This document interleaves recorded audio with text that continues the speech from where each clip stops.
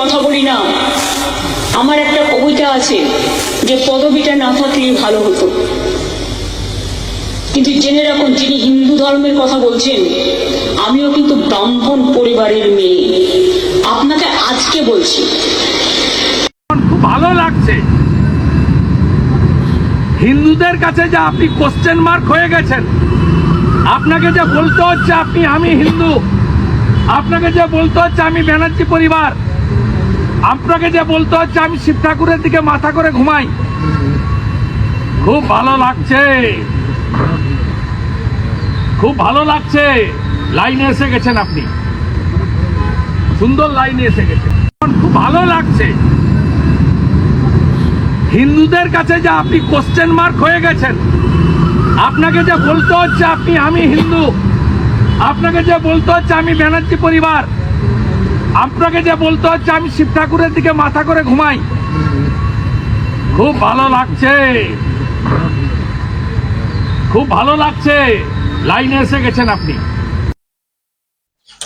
লাইনে এসে গেছেন আপনি, দেখে খুব ভালো লাগছে যে আপনি লাইনে এসে গেছেন। আপনাকে বলতে হচ্ছে যে আপনি ব্রাহ্মণ পরিবারের মেয়ে, আপনাকে জাহির করতে হচ্ছে বারবার যে আপনি একজন ব্রাহ্মণ পরিবারের মেয়ে, আপনি একজন হিন্দু। সেটা আপনাকে প্রমাণ করতে, বারবার প্রমাণ করতে হচ্ছে যে আমি একজন ব্রাহ্মণ পরিবারের মেয়ে, আমি একজন হিন্দু।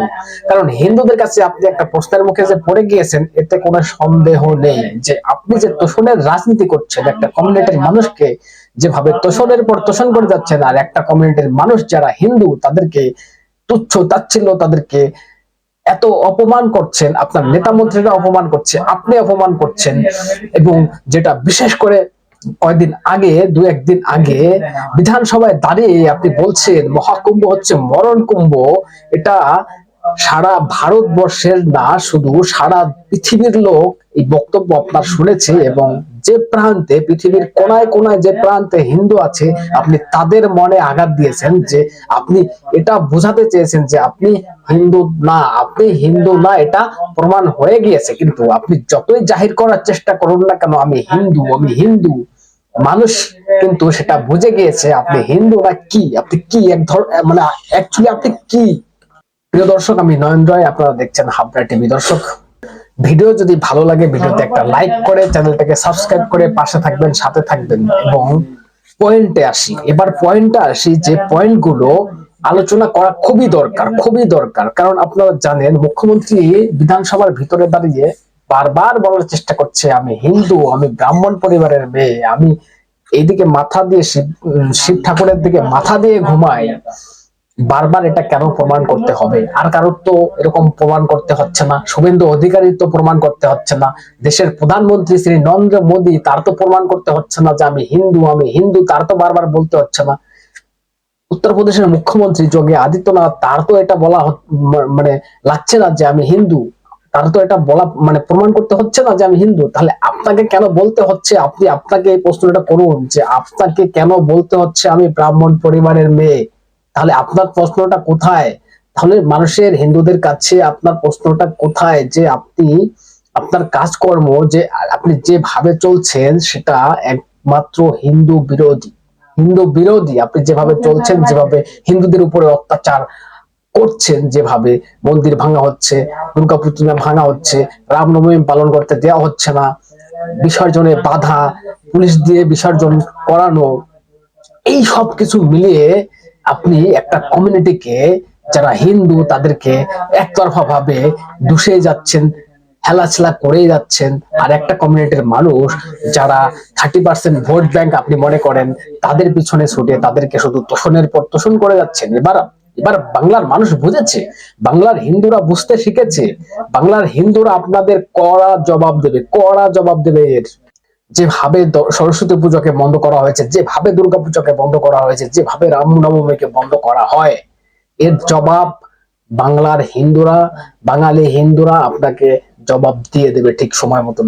আপনি তৈরি থাকুন, আপনি তৈরি থাকুন। শুভেন্দু অধিকারী যে ডাকটা দিয়েছেন না, যে দুনিয়ার হিন্দু এক হও, সেটাই কিন্তু হচ্ছে। কারণ শুভেন্দু অধিকারীকে আপনি দেখছেন, যত বিধানসভা ভোট মানে কাছের দিকে আসছে, 26-এ তো ইলেকশন আপনারা জানেন, যত এগিয়ে আসছে তত কিন্তু শুভেন্দু অধিকারী অ্যাগ্রেসিভ মনোভাব দেখাচ্ছেন এবং মুখ্যমন্ত্রী চোখে চোখ রেখে লড়াইটা করে যাচ্ছেন, তাকে একটার উপর একটা জবাব দিয়ে যাচ্ছেন। যে কোনো ইস্যু পাচ্ছেন সেই ইস্যুতে তাকে মানে টুটিটা চিপে ধরছেন একবারে, যাতে মানে কি বলবো দর্শক, শুভেন্দু অধিকারী তার এমএলএদেরকে নিয়ে রাজ্যপালের কাছে গিয়েছিলেন এবং রাজ্যপালের কাছ থেকে বেরিয়ে এসে এই সব বক্তব্য দিয়েছেন। দর্শক শুনুন আরো কি বলেছিলেন। বিশ্বনাথ কারক জমিতে জল দিচ্ছে না বলে আরামবাগ, খানাকুল, গোঘাটপুর, সোড়া ওখানে বিক্ষোভ করছেন সুশান্ত ঘোষ এমএলএ, মধুসূদন বাগদের, বিজেপির আরামবাগ জেলার কার্যকর্তাদের, কৃষকদের নিয়ে। তিনি এখানে সাসপেন্ড।